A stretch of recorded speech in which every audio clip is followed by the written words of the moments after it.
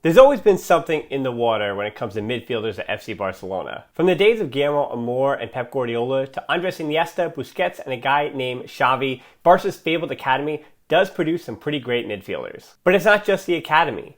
Laudrup, Baquero, Neeskens, all players attracted to the city, to the culture, to the club, and also to a desire to have the pressure of playing the sport with a certain style. Maybe I've already answered the question as to why Barcelona are still so interested in stockpiling so many attacking midfielders. But in the case of Xavi, I do want to add some clarity and go case by case. And this does seem like an appropriate time to ask, is it possible to have too many midfielders? I know people in the comments below will have a definite yes or no answer, but obviously there's a few minutes left of this video, so you know that I think that the answer is a bit more complicated. And I think the main reason why it's so complicated is that every different player does add something different to the mix. And in a well-run club, the needs and wants of a manager can align with that of a club. But it's not always perfect. We can be honest and say that especially during the Bartomeu-Valverde combination, it was so hard to know what Valverde was looking for in a transfer because so often the club's transfers didn't seem to be the players Valverde needed. But with Laporta back in charge,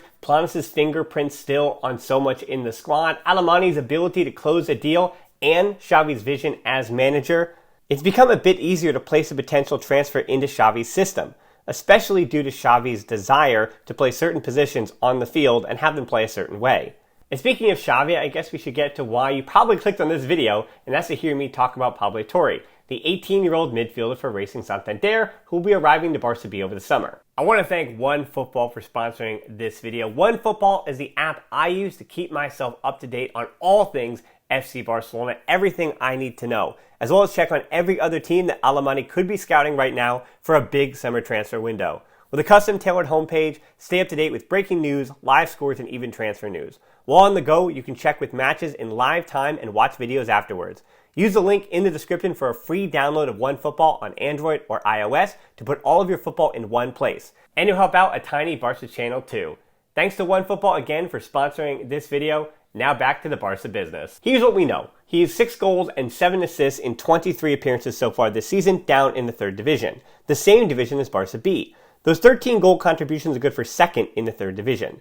Some of those goals have been scored from free kicks, and the rest from open play. So for starters, we can surmise that this kid is above the 3rd division level. But how far above that level? We also know that he has been a regular contributor for the Spanish youth national teams, especially the U17s and U19s, where he's the main attacking engine. We also know that Barcelona valued him enough to pay that €5 million fee, as well as add-ons that could reach up to €20 million.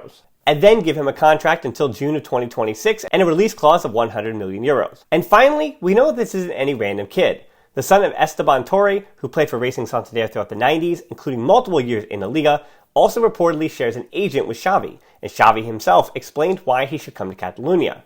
And that is just one of the factors as to why Torre might be a bit special. I would guarantee that not every Barça B signee gets a call directly from Xavi himself. Now here's what we don't know. We don't know how his dribbling ability, which is looking incredible in the 3rd division, will translate when the guys get a bit more experienced and tactically astute. We also don't know how his scoring will translate. 6 goals, not too shabby for an 18-year-old in any division. But how will that fare against 1st division opposition?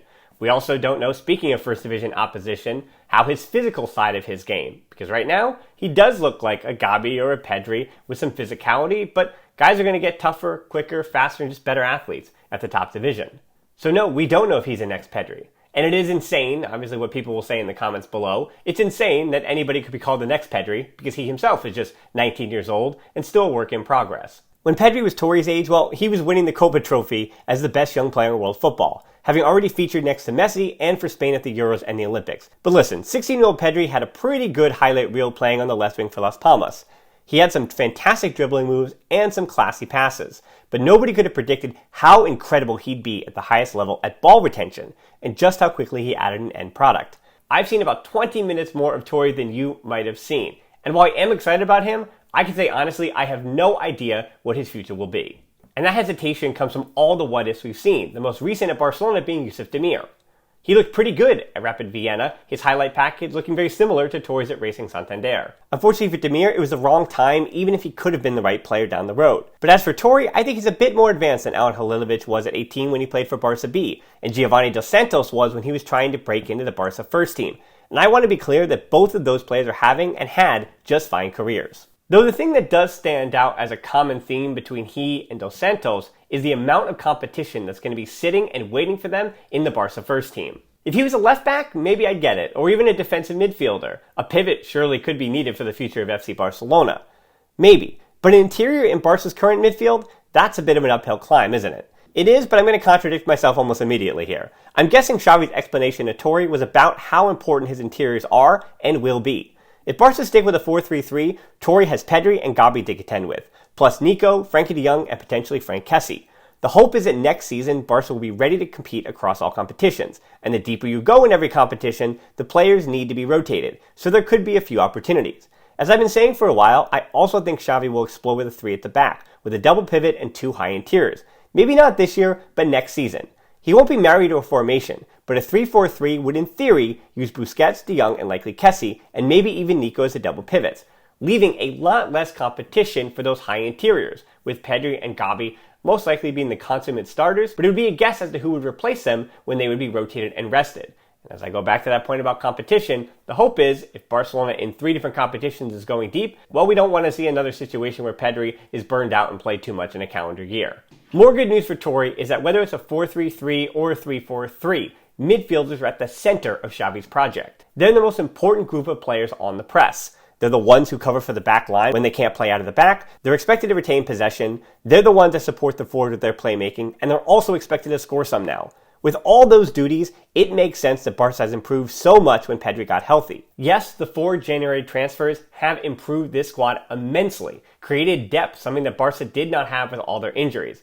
But since he returned, Pedri has been Barcelona's best player. As for Gavi, he is still just 17 and has improved this season already. He has 9 yellow cards in 31 appearances, but 7 of those came between October and December, and just 2 in the month since the calendar changed. His positional sense, desire, and ability to recycle play is already at a high level, and I'm excited to continue to watch his final product improve. Whether with the final ball or goal scoring, he does have 2 this season, by the way, and 4 assists. So the signs are already there, but I'm excited to see how those qualities continue to evolve. Nico is the wild card here. I think he will continue to move closer to the defense as he gets a bit older. He is still just 20 though, and much of his career in the academy was as an attacking midfielder. It makes sense for him to be breaking into the first team the way he is, but I'm interested to see what happens when he begins to get more starts.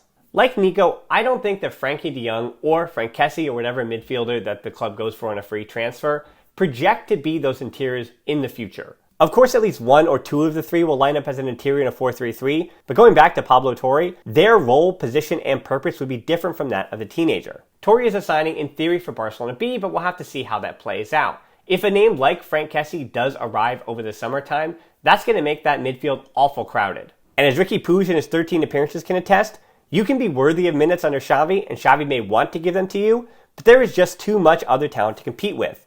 That said, 13 appearances for 22-year-old Puig is disappointing for him. But those same 13 appearances would be seen as a positive thing for Torre if he did the same next season while splitting time between the first team and Barça B. And a reminder too that for Barça B, it won't just be Torre. Barça B this year and into next year are going to have more attacking midfielders than anybody will know what to do with. I wouldn't hope to guess as to who will be around, but all of Mateus Pereira, Lucas de Vega, Antonio Aranda, and Kaiser Ruiz could return and stake a claim to the interior spots.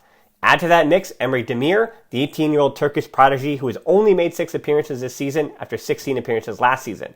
He's the youngest ever goal scorer in the Turkish First Division, but that accomplishment will only take him so far without actual minutes. I'm interested to see where 19-year-old Txus Alba and 18-year-old Aleix Garrido fit next season. Garrido is already a part of Sergi Barjuan's plans this season, and that should only increase next year. And as much as Torre is being labeled the next Pedri, well, at Las Palmas, 18-year-old Alberto Moreno has already just stepped into that teenage role for Las Palmas, a like-for-like replacement for Pedri in that squad. So it's no surprise that he's already been linked to Barcelona. At this point, with U19 teammate Torre signing, Moreno may take his time to decide his future, or have a different future outside of Barcelona altogether. He came out of the gate firing this season, but has settled into a more reduced role, which I want to be clear is totally reasonable for an 18-year-old. So Moreno notwithstanding, Xavi could still have a minimum of 8 U21 natural attacking midfielders at his disposal. Next season, that would be Pedri, Gavi, Nico, Torre, Ruiz, Demir, Alba, and Garrido for those keeping track at home.